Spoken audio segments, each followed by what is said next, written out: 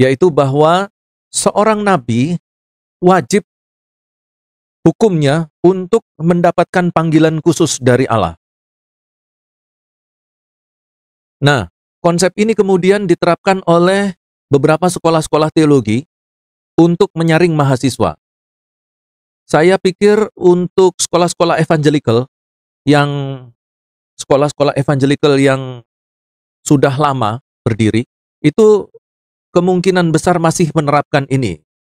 Jadi, mahasiswa teologi yang akan masuk menjadi hamba Tuhan full time atau hamba Tuhan yang melayani Tuhan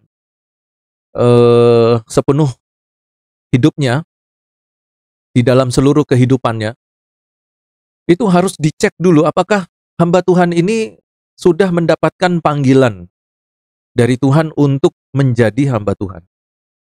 Jadi konsep dasarnya adalah bahwa hamba Tuhan yang full time itu mereka harus memiliki pengalaman panggilan Tuhan. Dipanggil secara khusus. Panggilan Tuhan itu bermacam-macam. Ada yang pada waktu pertobatan dan kelahiran baru, dia dipanggil untuk melayani Tuhan seluruh hidupnya. Ada juga yang melalui mimpi, ada juga yang mendapatkan penglihatan, ada juga yang mendengarkan suara secara audible, bahwa Tuhan memanggil dan menetapkan dia untuk menjadi hamba melayani seumur hidup. Nah, begitu juga dengan para nabi. Para nabi itu dipanggil atas panggilan khusus dari Allah untuk menjadi nabi, untuk bekerja sebagai seorang nabi, melayani Tuhan sebagai seorang nabi. Nah, ada beberapa hal yang terjadi secara umum di dalam Alkitab, dalam kehidupan nabi, yaitu panggilan pengalaman pewahyuan yang supranatural. Nah, seperti tadi yang saya katakan, ada beberapa hamba-hamba Tuhan itu yang mendapatkan pengalaman khusus dengan Tuhan, bisa dari mimpi, bisa juga dari penglihatan, bisa mendengarkan suara secara audible. Nah, ini adalah pengalaman-pengalaman yang supranatural.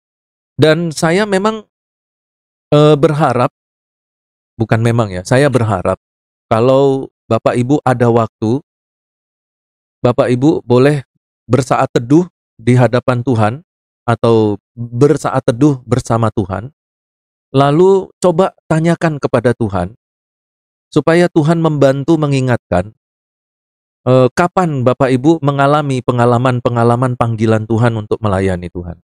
Itu penting sekali. Ya. Dan memang panggilan Tuhan terhadap para nabi itu bukan cuman pewahyuan yang supranatural ya, mengalami pengalaman yang supranatural. Tetapi panggilan yang secara natural juga bisa terjadi. Kalau panggilan pewahyuan yang supranatural itu contohnya seperti Yesaya. Di dalam Yesaya 6 ayat 1 sampai 13 dan juga Yeremia. Dalam Yeremia 1 ayat 2 sampai 10. Tetapi ada juga panggilan yang secara natural, yang biasa-biasa, yang tidak supranatural, tidak heboh gitu ya. Contohnya seperti ketika Elia melemparkan jubahnya kepada Elisa. Dalam 1 Raja-Raja 19 ayat 19 sampai 21. Yang menunjukkan bahwa pengalihan otoritas dari kuasa itu juga termasuk juga dengan pengurapan, itu teralihkan dari Elia kepada Elisa. Dan Elisa pada saat itu langsung dia menjadi nabi. Ya, cuman saya memang belum pernah melihat ada sekolah teologi yang memakai upacara melemparkan jubah itu ya, untuk masuknya mahasiswa. Saya tidak tahu jubahnya siapa yang harus dilemparkan itu ya, untuk penerimaan mahasiswa. Tapi kalau pengurapan kaki, banyak terjadi ya, Tuhan Yesus mengurapi kaki murid-murid, pendeta-pendeta mengurapi kaki para majelis atau jemaat gitu. Jadi saya juga pernah melihat hal seperti itu. Ya, tapi kalau misalnya ada pergantian pendeta, yang satu mau emeritus, lalu pendeta baru menggantikan, itu belum ada yang melemparkan jubah ya. Ya mungkin coba dipikirkan untuk diusulkan ke rapat sinode, ada upacara pelemparan jubah ya.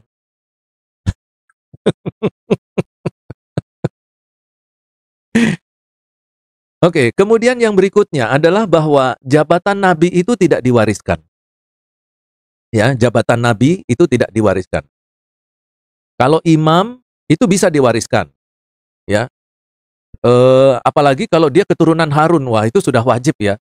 Kalau dulu bapaknya imam, anaknya bisa jadi imam nanti. Ya seperti Imam Eli, itu anak-anaknya Hofni dan Pinehas bisa imam. Ya karena mereka keturunan Harun. Ya. Nah, apakah kemudian gereja-gereja karismatik mengambil konsep ini untuk penurunan jabatan keimaman di dalam sistem anggaran dasar dan anggaran rumah tangga dari gereja Pantai Kosta dan karismatik? Nah, ini saya kurang tahu ya, karena walaupun saya terlibat lama dengan GPIA, tapi saya belum punya pengalaman untuk satu kali pun ikut dalam rapat sinode, belum pernah. Jadi saya kurang begitu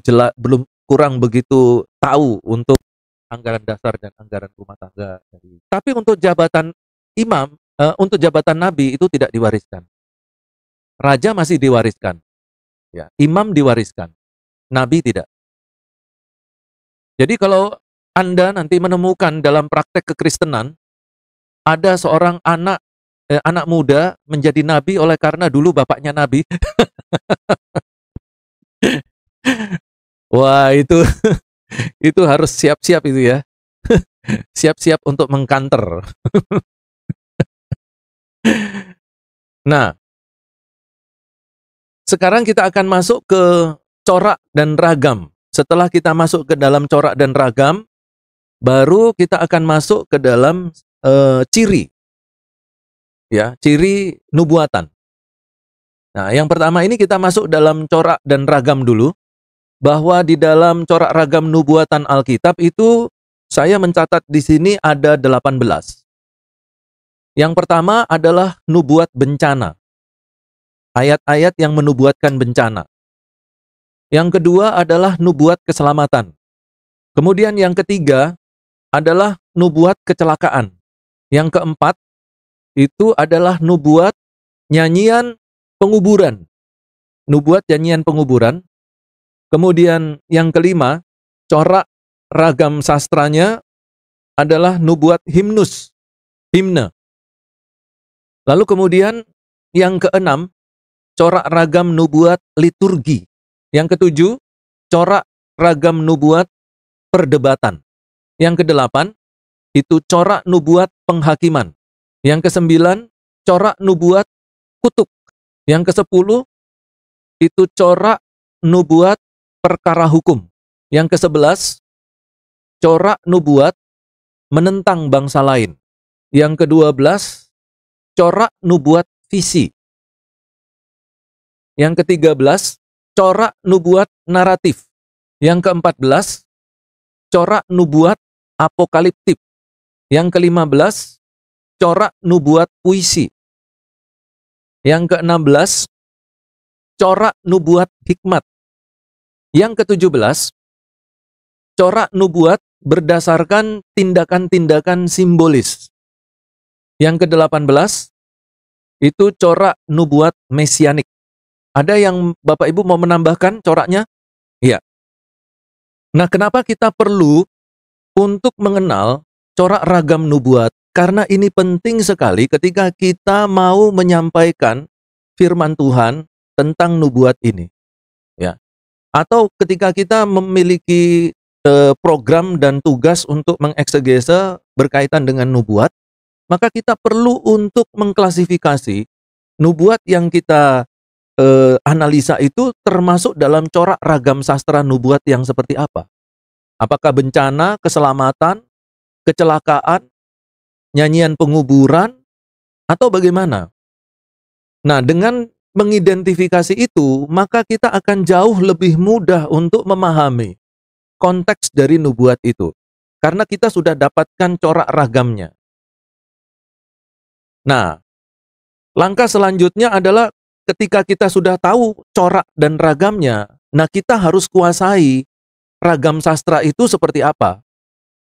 Misalnya saja nubuat dengan corak ragam puisi. Ya kita harus tahu puisi Ibrani seperti apa. Kita harus kuasai dulu puisi Ibrani, konsep puisi Ibrani itu seperti apa.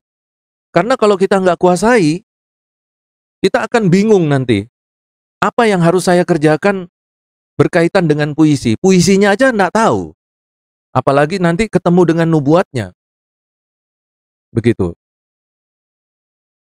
Nah, sebelum kita menguasai puisi Ibrani, kita harus juga tahu dulu puisi modern. Bukan bertujuan menganakronisme atau mengeisegese, bukan. Tetapi puisi modern itu akan memberikan kepada kita gambaran apa sih puisi itu? Seperti apa sih puisi itu? Gitu. Dan kalau perlu kita belajar bikin puisinya. Bikin puisi biasa. Jadi seorang hamba Tuhan itu harus bisa bikin puisi. Jadi kalau ada hamba Tuhan lulus STH atau lulus MTH nggak bisa bikin puisi, wah gawat nih. Lah bagaimana dia bisa memahami Mazmur? Suruh bikin puisi nggak bisa. Bagaimana dia bisa memahami puisi orang? Kalau dia bisa membuat puisi, berarti dia menguasai materi teorinya bikin puisi. Puisi itu seperti apa? Struktur puisi itu bagaimana? Nah, setelah kita tahu dasar-dasar puisi, baru kita belajar puisi Ibrani. Oh, puisi Ibrani seperti ini. Kita bandingkan dengan puisi modern. Tapi jangan dimasukkan puisi modern ya. Itu anakronisme, enggak boleh. Membandingkan boleh. Nah, kita pakai konsep puisi Ibrani itu kemudian untuk menganalisa ayat-ayat nubuat bergenre puisi. Setelah puisinya kita dapat, baru langkah berikutnya kita analisa nubuatnya. Nah, nubuat itu harus bagaimana? Seperti apa? Tergolong nubuat apa? Ya, nabinya siapa? Dia berada di dalam pemerintahan raja siapa? Waktu itu kebutuhan masyarakatnya bagaimana? Nah, dalam diktat saya ini, mungkin yang saya sampaikan, yang saya berikan kepada Bapak Ibu itu belum seluruhnya. Nah, nanti kalau misalnya ada yang membutuhkan, ini ada yang lebih lengkap yang sudah saya lengkapi. Di situ sudah termasuk ada corak ragam puisi 18 itu dengan segala macam penjelasannya. Ya, dengan contoh-contoh ayat-ayatnya juga sudah ada semua di situ. Kalau yang saya berikan ke Bapak Ibu belum semuanya ya. Belum ada yang corak ragam. Nanti bisa saya berikan kalau ada yang membutuhkan. Nah, kemudian sifat ciri-ciri. Kalau ciri-ciri ada di diktat. Jadi yang belum ada itu sifat dan peran nabi, corak-corak dan prinsip-prinsip hermeneutika sudah ada. Yang di itu. Hanya tinggal sedikit sajalah yang belum masuk di dalam diktat yang saya sampaikan. Oke, dari sekian 18 ini tentu tidak semuanya akan saya bahas. Kita ambil beberapa saja untuk kita pelajari. Nah, yang pertama yang perlu yang paling asik ini ya, yaitu corak ragam sastra tindakan-tindakan simbolik. Corak ragam tindakan-tindakan simbolik. Nah, yang dimaksudkan dengan tindakan-tindakan simbolik ini seringkali kita bisa dapat lihat di dalam periode para nabi. Maksudnya begini, bahwa para nabi itu melakukan sesuatu sebagai simbol. Dan dari situ kemudian akan muncul firman Tuhan untuk menasihati atau untuk menegur atau untuk meramalkan. Nah, semua ini dapat disebut dengan perumpamaan-perumpamaan yang diwujudkan. Jadi, apa yang dilakukan oleh para nabi itu dilihat sebagai simbol atau perumpamaan yang nanti di masa depan itu akan terwujud. Atau bisa juga disebut dengan nubuat-nubuat yang ditampilkan. Yeremia dan Yehezkiel itu secara khusus menggunakan metode ini. Misalnya Yeremia menggunakan bejana tanah liat untuk melukiskan kedaulatan ilahi. dalam Yeremia 18 ayat 1 sampai 10. Kita juga bisa bandingkan dengan Roma 9 ayat 20 sampai 23. Lalu kemudian Yehezkiel. Yehezkiel itu memangkas sebagian rambutnya dan membakar sepertiganya, lalu menetak sepertiganya lagi dengan pedang. Menetak itu menggunduli ya. Menggunduli sepertiganya dengan pedang. Dan kemudian rambut-rambut tadi sepertiganya dilempar gitu ya ke udara, yang melukiskan tiga tipe penghakiman yang akan Allah kirim atas Israel. Nah, tindakan-tindakan seperti ini merupakan ilustrasi yang sangat kuat mengenai murka Allah terhadap umatnya yang tidak patuh. Nah, kemudian yang berikutnya adalah Hosea, seperti yang tadi sudah saya sampaikan. Ya, karena bangsa Israel ini telah berjinah di hadapan Tuhan dengan menyembah dewa-dewa lain. Maka Hosea diminta untuk mengawini Gomer binti Diblaim yang nanti akan berjinah dan akan menghasilkan anak-anak jinah, Lo-Ruhama, Lo-Ami, dan Yizrel. Nah, jadi berdasarkan anak-anak jinah ini kemudian nanti akan dilukiskan untuk menyatakan apa tindakan Allah terhadap bangsa Israel. Nah, saya belum menemukan seorang pendeta atau nabi yang diperintahkan Allah untuk melakukan hal-hal yang aneh. Seperti itu. Ya. Saya belum pernah melihat ada pendeta yang menggunduli kepalanya untuk menegur jemaat. Selama saya bertanya, ada yang pernah? Ada. Ada yang pernah tahu ini? Ada. Tapi pendeta yang menggunduli kepalanya untuk bernubuat belum pernah ternyata, Pak Monang ini.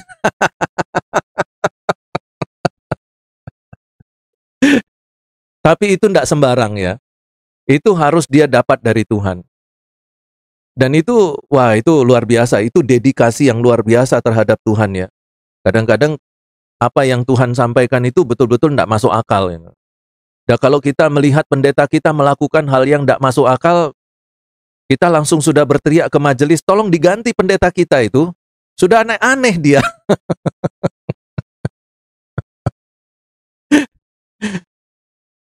Ya, itulah tindakan-tindakan simbolis ya. Nah, tentunya kalau di zaman dulu, saya tidak tahu apakah masyarakat pada waktu itu peka dengan apa yang dilakukan para nabi. Tetapi mungkin dengan penjelasan-penjelasan nabi secara langsung yang tidak dicatat di dalam Alkitab, itu mereka bisa tahu, bisa peka. Ya. Kalau saya, ini pernah saya berpikir begini, kalau seandainya saya itu di zaman Hosea, lalu saya lihat Hosea itu orang yang baik-baik kawin dengan pelacur, saya melihatnya aneh, nggak masuk akal. Lah apakah kira-kira, lalu pertanyaan saya di dalam hati ya, karena dulu saya pernah mengajar tafsir perjanjian lama, jadi saya berpikir-pikir di dalam hati, kira-kira saya mudeng enggak ya? Waktu itu saya ngajar kitab Hosea, saya ngajar tafsir Hosea. Kalau saya sendiri yang bersama-sama dengan Hosea, hidup di zaman Hosea, mudeng enggak kira-kira saya itu? Kalau dia melakukan yang seperti itu. Kok kayaknya saya enggak mudeng ya? Saya malah menganggapnya biasa-biasa saja. Ya orang kawin ya kawin biasa gitu ya. Nah, tetapi hal yang mungkin tidak kita ketahui adalah hal-hal yang tidak tercatat di dalam Alkitab. Ada kemungkinan bahwa di luar semua yang kita tahu di dalam Alkitab, Hosea memberikan penjelasan-penjelasan yang dapat dimengerti jemaat, dapat dimengerti masyarakat pada waktu itu. Begitu. Sehingga ketika Hosea melanjutkan adegannya itu dalam tindakan-tindakan simbolis, masyarakat Israel sudah langsung memonitor dan mendeteksi dan mulai mencoba untuk memahami. Mungkin seperti itu. Ya, saya tidak tahu karena Alkitab tidak memberikan penjelasan reaksi sejauh mana masyarakat Israel itu menangkap apa yang dilakukan para nabi berkaitan dengan tindakan simbolis. Nah, kecuali kalau nanti Bapak Ibu membaca satu buku yang memang memberikan penjelasan seperti itu, wah itu saya senang sekali ya kalau bisa di-sharekan buku itu. Nanti diberitahu saja harus diganti berapa rupiah, nanti saya akan ganti. Tapi perkataan nanti saya ganti itu betul-betul saya ganti loh, Bapak Ibu. Tadi siang saya mengajar tafsir Perjanjian Baru tentang Timotius. Surat Filemon, maaf. Surat Filemon. Nah, Paulus katakan kepada Filemon dalam suratnya itu ya, surat rekomendasi. Dia bilang kepada Filemon begini, Filemon, tolong kamu terimalah itu siapa? Onesimus. Iya. Filemon, tolong kamu terima Onesimus. Oke lah, dia sudah mengambil harta kamu. Lalu Paulus katakan begini, sungguh, saya akan bayar. Jangan kamu pikir saya nanti itu mengelabui kamu, atau menggunakan kesempatan kalau saya ini seorang pemimpin rohani, ngomong saya bayar tapi tidak dibayar. Enggak, saya betul-betul bayar. Kata Paulus begitu. Jangan kamu pikir saya tidak bayar loh, Filemon. Walaupun sebenarnya saya punya hak minta uang dari kamu. Karena aku sudah melayani kamu secara rohani. Sebenarnya aku punya hak untuk minta uang. Dan uang itu bisa kupakai untuk membayar semua kerugian yang dibuat oleh si Onesimus. Tapi aku tidak mau begitu. Kalau aku bilang bayar, aku bayar. Nah, itu Paulus. Tapi kan banyak pendeta kalau ketemu bisnismen kan lain ya. Pak, ini kami mau bangun gereja, Pak. Kami butuh dana. Nanti kami bayar, Pak. Kami bayar. Kami pinjam kok ini. Tapi setelah dipinjamin, pura-pura lupa. Masa sama Pak Pendeta ndak tega-teganya kok sama Pak Pendeta mau tagih hutang ini. Bagaimana ini? Nah, itu berarti ngomongnya itu nggak tulus jujur seperti Paulus itu. Kalau Paulus dia bilang, Onesimus itu buah hatiku. Jadi, sekarang saya menulis surat rekomendasi, saya mau bayar, saya bayar. Saya bayar.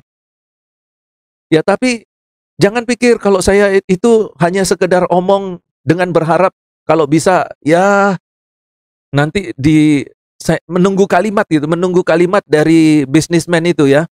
Pak Pendeta, nggak usah dibayar, Pak. Ya, saya ikhlaskan aja untuk gereja. Wah, puji Tuhan, puji Tuhan. Itu yang kutunggu-tunggu. Kenapa lama-lama kali kau bilang? Lah itu bukan seperti Paulus. Paulus nggak mau pakai kesempatan itu. Walaupun dia bisa. Ya, dia katakan, aku pasti bayar. Ya, jadi kalau Bapak Ibu punya buku, e-book atau apa yang berkaitan dengan tadi, nah itu kalau bisa informasikan ke saya berapa harganya, saya bayar. Karena memang saya membutuhkan ya buku itu. Kemudian yang berikutnya tentang nubuatan mesianik.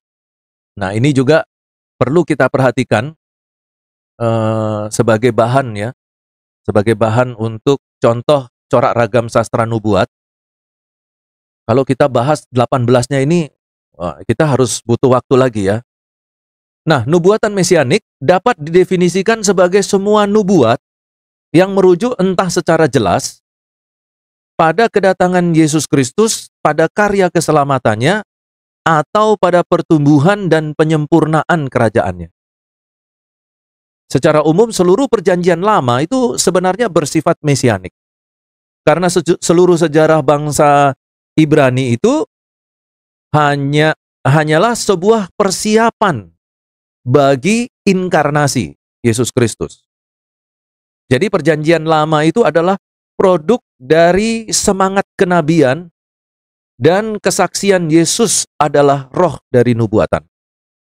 Jadi seluruhnya bermuara kepada Yesus Kristus. Ketika semua nubuatan itu, entah itu secara langsung atau tidak langsung, itu mengarah kepada Yesus Kristus. Saya kaget sekali pada waktu ada satu kesempatan saya lagi buka TikTok, itu ada video orang Kristen, dia bilang bahwa tidak ada konsep Yesus di dalam perjanjian lama. Ada enggak Bapak Ibu yang pernah melihat video itu? Nah ini saya pikir Pak Monang akan jawab, ada Pak, gitu.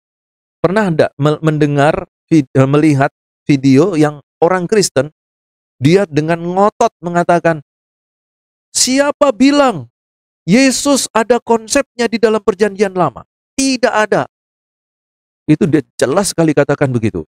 Padahal saya punya banyak buku yang memberikan penjelasan gambaran Yesus di dalam perjanjian lama. Saya pikir orang ini lulusan teologi enggak ya? Saya khawatir ini orang ini bukan lulusan teologi. Nah, di dalam satu video saya di TikTok, saya katakan begini, tentang hamba Tuhan. Ada dua jenis hamba Tuhan. Hamba Tuhan yang pertama adalah hamba Tuhan khusus. Hamba Tuhan yang kedua adalah hamba Tuhan umum. Saya ngomong gini bukan hasil eksegese ya. Di samping ini hasil eksegese, tetapi ada buku-buku yang mendukung saya. Buku-buku teologi yang mendukung saya. Mendukung apa yang saya nyatakan. Saya katakan begini, hamba Tuhan yang khusus adalah hamba Tuhan yang memang layak untuk hadir di media sosial, berbicara kepada khayalak ramai. Karena mereka memang dipanggil untuk itu. Hamba Tuhan khusus itu siapa? Mereka-mereka yang dipersiapkan Allah secara khusus untuk melayani Tuhan. Tentu dalam konteks kita di zaman modern, kitalah yang diasramakan, yang masuk sekolah teologi, itu kita tergolong hamba-hamba Tuhan khusus. Tetapi ada juga hamba Tuhan umum. Dia juga diberikan oleh Tuhan tugas untuk memberitakan Injil. Tetapi bukan untuk khalayak ramai. Tetapi pribadi lepas pribadi. Jadi kalau hamba Tuhan umum ini melayani, betul dia melayani Tuhan. Memberitakan Injil, ya dia memberitakan Injil. Apakah dia murid Yesus? Ya betul dia murid Yesus. Tetapi dia di hadapan Tuhan itu hamba Tuhan umum. Dia dipanggil secara umum. Nah setelah saya baca salah satu buku teologi, ternyata sama dengan apa yang saya sampaikan. Dia membedakan dua hamba Tuhan khusus dan hamba Tuhan umum. Nah, jadi saya katakan selanjutnya bahwa hamba Tuhan umum ini tidak boleh berbicara di TikTok, tidak boleh bicara di media sosial. Itu bukan kompetensi dia. Dia memberitakan Injil, ya boleh. Tetapi dia memberitakan Injil person to person. Untuk berbicara di media sosial, itu tugas hamba Tuhan khusus. Saya katakan begitu. Tugas saudara-saudara, Bapak Ibu dan saya. Kenapa? Karena ada banyak hal yang dikhawatirkan terjadi negatif kalau hamba Tuhan umum itu berbicara di media sosial, didengar jutaan orang. Ya seperti tadi itu, Yesus tidak ada di dalam perjanjian lama. Berapa ribu orang yang dengar. Dari sisi masyarakat Kristen mendengar kaget, bertanya-tanya, mungkin sanksi lagi terhadap perjanjian lama. Dari sisi masyarakat bukan Kristen, mereka bersorak-sorai. Waduh, pekerjaan kita di akhir zaman ini berat sekali Bapak Ibu. Berat sekali. Berat sekali. Ya, sejarah Ibrani, ini masih berapa menit? Oke. Sejarah Ibrani tidak secara alami berkembang dari janji dan potensi yang melekat pada kepandaian orang-orang Semit, orang-orang Yahudi sebagai satu bangsa yang selalu menolak Roh Kudus. Meskipun demikian, sejarah mereka itu dibentuk oleh kesabaran ilahi, sehingga setiap bagiannya itu bersifat pedagogis dan dirancang untuk menuntun kepada Kristus. Jadi maksud dari penulis ini katakan begini, kalau kita lihat masyarakat Yahudi, itu orang-orang jenius semua. Masyarakat Yahudi itu dari dulu itu otaknya itu encer, ya. Nggak tahu encernya seperti apa. Kalau kita perhatikan itu medali Nobel, hadiah Nobel itu diborong oleh orang-orang Yahudi semua. Ada 200 sekian Nobel yang telah dikeluarkan sejak pertama kali ada penghargaan Nobel. Itu 170 sekian itu diberikan kepada orang keturunan Yahudi. Luar biasa itu, jenius itu. Tetapi ya itulah, mereka itu adalah orang-orang yang keras kepala. Ya. Nah, dalam artikel ini dikatakan bahwa orang-orang itu sekalipun jenius, mereka banyak yang menolak Roh Kudus. Nah, tetapi sekalipun demikian, bahwa setiap bagian dari orang Yahudi itu bersifat pedagogis. Jadi jelek-jeleknya orang Yahudi, ya, keras kepalanya orang Yahudi, eh, sikap-sikapnya orang Yahudi yang seperti itu adalah bagian pedagogis yang dirancang sedemikian rupa untuk menuntun kepada Kristus.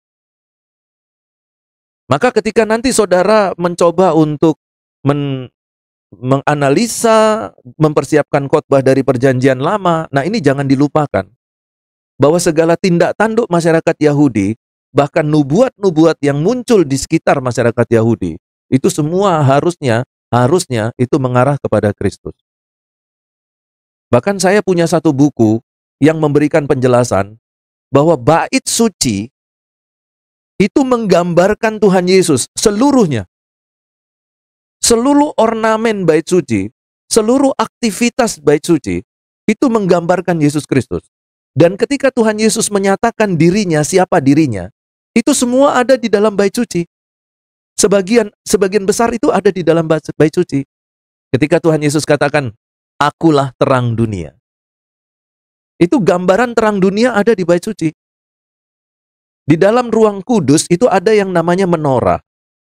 Menorah itu tahu ya, menorah 7 kaki dian. 7 kaki dian itu dalam peraturan keimamatan, dalam hukum bait suci, api yang ada di dalam kaki dian itu tidak boleh mati.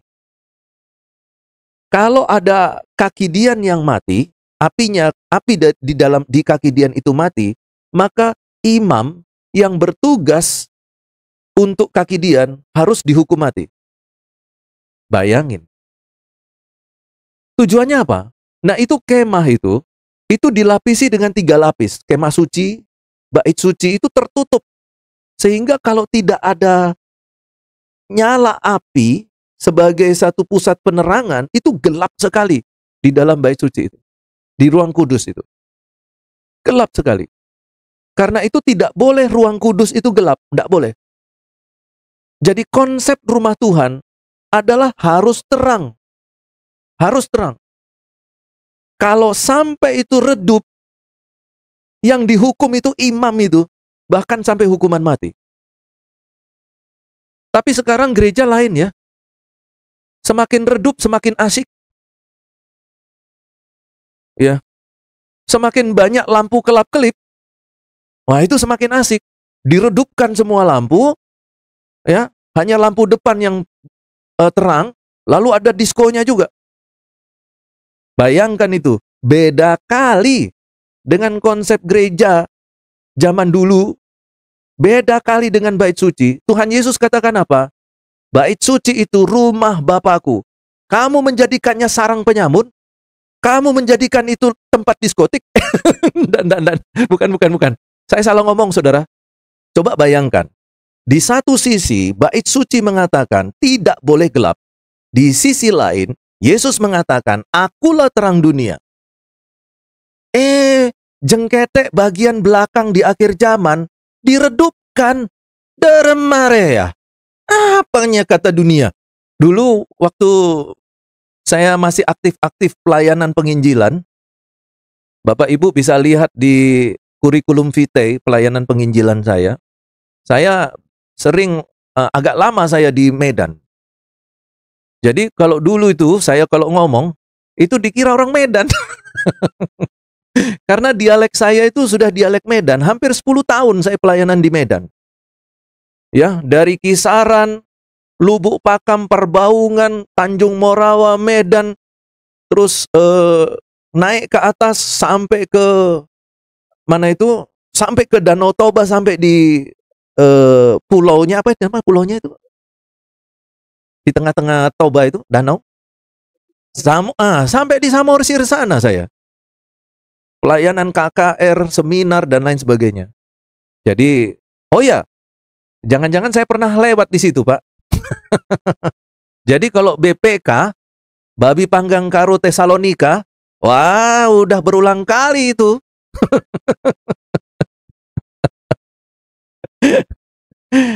Iya, iya. Jadi begitu. Kemudian yang berikutnya, Yesus katakan apa? Akulah roti hidup. Betul? Di dalam bait suci di ruang kudus ada roti sajian.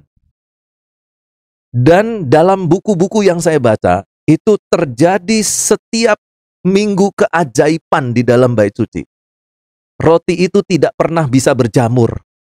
Padahal selalu dibuat di awal hari dan nanti harus habis di akhir sebelum menjelang perayaan Sabat.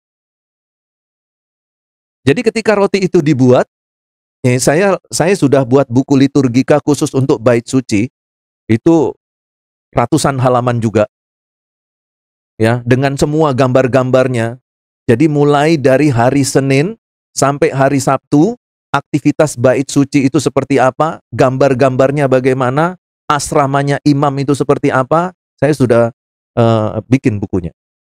Jadi saya tahu banget tentang bait suci. Nah, jadi kenapa saya melakukan itu? Karena saya dosen liturgika. Nah, jadi ketika Yesus mengatakan, akulah roti hidup, itu ada roti sajian, itu yang tidak pernah busuk. Jadi, itu dikatakan dalam beberapa buku, itulah keajaiban yang terjadi di rumah Tuhan, di bait suci. Di ruang, khususnya ruang kudus berkenaan dengan roti ini. Karena tidak pernah berjamur dan masih segar sampai hari ke-6. Roti itu masih segar. Jadi Tuhan Yesus itu menggambarkan dirinya itu merupakan bagian pencerminan bait suci. Nah, itu yang tadi saya katakan. Lah ini gereja malah terbalik-balik sekarang. Nah, nanti kapan-kapan kalau saya ada kelas liturgika, silakan ikut. Di situ nanti saya bongkar gereja masa kini. Seperti apa sebenarnya gereja masa kini dari sudut pandang liturgika gereja, liturgika Alkitabiah. Apakah memang tidak perlu bertobat, ataukah gereja-gereja harus bertobat? Iya. Begitulah kira-kira. Ya, Bapak Ibu. Nah, yang ini sedikit. Saya pernah ngomong dengan seorang majelis. Pak, saya kemarin baru pulang dari Jogja, Pak. Wah, luar biasa. Gimana pengalamannya? Iya, waktu itu pas kebetulan hari Minggu, saya masuk ke gereja di Jogja, salah satu gereja di Jogja. Itu pas saya masuk, Pak, itu gelap, Pak. Lalu, ada lampu berkelap-kelip gitu, Pak. Oh, wah ini enggak mungkin gereja Protestan, bukan GPIB ini, bukan GPIB, bukan. Bukan GKI, bukan ini, bukan. Terus Pak. Nah, di situ tuh saya senang, Pak. Saya masuk gereja itu gelap, lampu berkelap-kelip, senang saya, Pak. Itu suasananya seperti kalau saya itu seperti masuk ke diskotik gitu loh, Pak. Dia enggak sadar kalau dia itu lagi nyalahin gereja.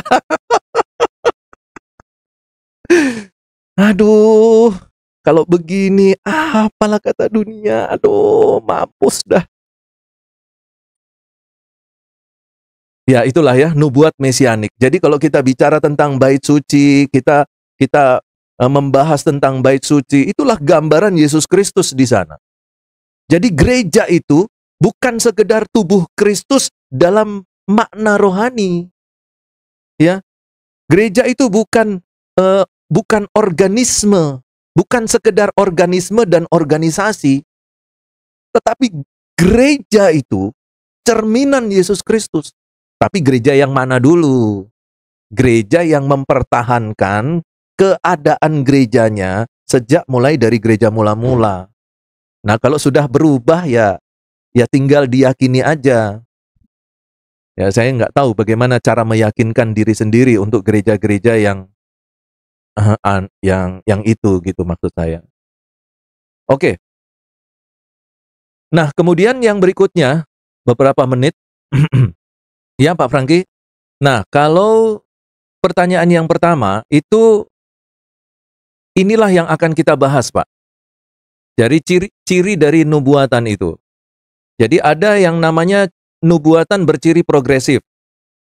ada nubuatan yang berciri berulang, ada nubuatan yang berciri gaya bahasa, kemudian ada nubuatan yang berciri menggunakan tata bahasa yang tidak biasa, ada nubuatan yang berciri pengharapan mesianik, ada nubuatan yang berciri double revelation, penyataan ganda, penggenapan ganda. Nah, beberapa nubuat yang berkaitan dengan Tuhan Yesus Kristus itu masuk dalam ciri nubuat double revelation. Maksudnya begini, pada waktu nubuat itu dinyatakan, sebenarnya nubuat itu dinyatakan untuk zamannya. Nah, tetapi ketika nubuat itu dinyatakan untuk zamannya, tetapi nubuat itu juga akan berlaku untuk zaman berikutnya. Itu yang disebut dengan nubuatan double revelation. Nah, dengan dengan nubuat double revelation ini, maka masyarakat pada waktu itu memahami konteksnya. Oh iya, nubuat itu untuk zaman kami. Karena biasanya kalau kita perhatikan ciri khas umum dari nabi, pada waktu nabi itu datang, itu situasi kondisinya berada di dalam situasi kondisi yang lagi berantakan, bangsa Israel. Jadi di dalam materi saya itu saya jelaskan bahwa situasi yang berantakan itulah Tuhan kemudian mengirimkan nabinya. Nah, dalam situasi seperti itu bisa ada nubuatan yang dinyatakan oleh nabi itu dengan ciri khas double revelation. Jadi masyarakat waktu itu menikmati, dalam tanda petik ya, bukan menikmati bahagia gitu ya, karena nubuatan itu bisa juga nubuatan kutuk, bisa nubuatan penghakiman dan lain sebagainya. Tapi bisa double revelation. Jadi tergenapi di masa itu dan kemudian tergenapi juga di perjanjian baru. Bahkan tergenapi juga di akhir zaman. Nubuat-nubuat double revelation itu banyak terdapat misalnya di dalam nubuatan apokaliptik pada waktu pelayanan dari Daniel. Nah, jadi pada waktu Daniel itu bernubuat, dia bernubuat untuk masa yang itu. Gitu, terjadi juga apa yang dinubuatkan Daniel itu tergenapi pada waktu itu. Tetapi di waktu yang berikutnya tergenapi lagi nubuat itu. Nah, nubuat-nubuat mesianik juga mengalami hal-hal yang sama sebagai nubuat-nubuat yang double revelation. Tetapi ada ndak ya nubuat yang bukan double revelation, tapi tergenapi hanya pada waktu di zaman Yesus? Ya ada. Karena memang nubuat itu untuk nubuat yang berkaitan khusus tentang datangnya Mesias. Maka tidak mungkin ada Mesias sebelum Yesus. Baru setelah itu nanti ada Mesias lagi, yaitu Mesias Yesus. Jadi double revelation tentang Mesias, tidak ada. Jadi kalau khusus tentang Mesias, khusus topiknya tentang Mesias, itu nggak ada yang double revelation, tunggal. Jadi tentang kelahiran Yesus, tentang Bethlehem, itu bukan double revelation. Tetapi yang berkaitan dengan kehidupan Yesus, berkaitan dengan kehidupan di sekitar Yesus, tentang gereja, itu bisa double revelation. Begitu. Nah, berkaitan dengan itu, saya mau coba untuk melanjutkan lagi dulu, baru nanti setelah itu saya jawab pertanyaan yang kedua. Apakah perbedaan apa antara nabi dan rasul gitu ya? Ya, ciri progresif itu yang seperti tadi ya, Bapak Ibu. Jadi kalau ciri progresif itu satu masa selesai, nanti ada nubuat baru melanjutkan masa berikutnya. Ada nubuat baru melanjutkan masa berikutnya lagi. Nah, kemudian yang berulang itu adalah nubuat yang seperti seolah-olah di copy paste. Misalnya saja, jadi Yesaya pernah menubuatkan sesuatu, nanti di masa Mika dinubuatkan juga. Hampir sama. Kalimatnya, topiknya, gaya bahasanya 99% sama. Jadi seolah-olah copy paste. Dan pertanyaannya, apakah Mika itu memplagiasi nubuatan Yesaya? Tidak mungkin. Ya, mereka berada pada situasi, kondisi, waktu yang berbeda. Tetapi nubuatnya sama. Nah, itu yang disebut dengan nubuat dengan ciri berulang. Nah, kemudian ada juga nubuat dengan ciri gaya bahasa. Nah, penyelidikan tentang gaya bahasa nubuat-nubuat dalam Alkitab adalah suatu topik penting. Sebab ini berkaitan erat dengan cara penafsiran terhadap nubuat, harfiah atau simbolik. Apa yang ingin ditegaskan di sini adalah dalam nubuat terdapat banyak syair, simbol, kiasan, perumpamaan. Nah, saya pada waktu mengajar hermeneutika, itu saya selalu nasihatkan kepada para mahasiswa, kalau mau latihan bikin makalah eksegese, jangan di PL. Latihannya di PB. Ambil ayat-ayat PB. Kalau kita ambil eksegese ayat PB, itu satu kali kerja. Tapi kalau kita ambil ayat-ayat PL untuk dieksegese, untuk bikin makalah, itu menyiksa diri. Misalnya saja contoh, nubuat dengan ciri gaya bahasa. Kita ambil satu ayat nubuat itu sendiri sudah ada aturan mainnya, sudah ada aturan hermeneutiknya. Di dalam nubuat itu ada simbol, ada syair, ada perumpamaan. Jadi sebelum kita menyelesaikan hermeneutik untuk nubuat, kita selesaikan dulu syairnya, simbolnya. Setelah kita selesaikan syair dan simbolnya, baru kita bahas nubuatnya. Setelah kita bahas nubuatnya, baru kita bahas hermeneutik secara umum.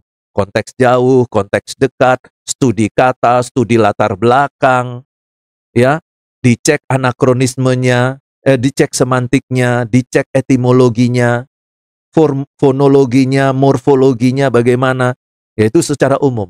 Berarti kan itu 3 kali kerja. Yang satu kerja untuk syair, simbol, yang satu lagi kerja untuk nubuat, yang satu lagi eksegese secara umum. Makanya orang kalau mau khotbah perjanjian lama, waduh, orang itu harus menguasai segala bidang. Apalagi kalau dia berkhotbah dari Mazmur. Waduh, dia harus seorang yang mampu membuat puisi itu. Ya, kira-kira seperti itu. Nah, kemudian tata bahasa yang tidak biasa itu begini. Kadang-kadang tertulis dalam bentuk sistem tata bahasa yang di luar umum kebiasaan. Misalnya dalam Yesaya 53, mulai dari ayat 1 sampai ayat yang ke-12. Yesaya 53 ayat 1 sampai 10 itu ditulis dalam bentuk lampau. Ya, past tense. Ayat 10b sampai ayat 12 itu ditulis dalam bentuk future tense. Jadi, tetapi ayat-ayat ini adalah ayat nubuat tentang penyaliban Yesus Kristus kan? Tentang jalan Via Dolorosa. Yang semuanya itu harusnya dalam bentuk future tense. Tetapi ternyata ayat 1 sampai 10 ditulis dalam bentuk past tense. Nah, inilah yang dimaksudkan nubuat dengan gaya bahasa yang tidak biasa. Nah, tentu hal-hal ini ada pertimbangan-pertimbangan dari penulis yang harus kita gali dari dengan analisa hermeneutik kita. Sehingga kita dapat memahami kenapa para nabi Yesaya pada waktu itu menulis dengan 2 tenses yang berbeda. Ya, satu tenses lampau, satu lagi tenses masa yang akan datang. Tetapi baik yang lampau maupun yang akan datang itu dipakai untuk menjelaskan masa yang akan datang. Nah, ini memang agak sedikit beda. Nah, tentunya di sini harus melakukan analisa eksegese yang kritis ya. Supaya jangan sampai nanti memberikan penekanan-penekanan teologi tentang jalan Via Dolorosanya jadi agak sedikit keliru kan, ambiar jadinya. Untuk nabi dan rasul ini sedikit saja ya Bapak Ibu, karena waktunya maksud saya tidak bisa memberikan penjelasan yang gamblang yang luar biasa. Kalau kita bicarakan tentang nabi dan rasul, mereka memiliki kemiripan yang 11-12. Semua ciri-ciri nabi, semua persyaratan dan kriteria nabi itu ada pada rasul. Dipanggil, ditetapkan, dipilih, bertemu langsung dengan Tuhan, mendengarkan langsung suara Tuhan. Semua ada. Memiliki kuasa, melakukan mujizat. Bahkan Tuhan Yesus katakan lebih hebat lagi. Apa yang kau ikat di dunia ini akan terikat di surga. Apa yang kamu lepaskan di dunia ini akan terlepas di surga. Ya, bahkan Tuhan Yesus katakan, kamu akan mampu melakukan sesuatu yang lebih besar daripada apa yang aku lakukan.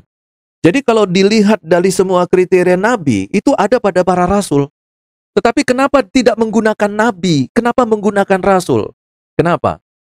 Karena kalau kita lihat dari etimologinya, nabi itu secara etimologi dan semantik itu hanya untuk wilayah Israel.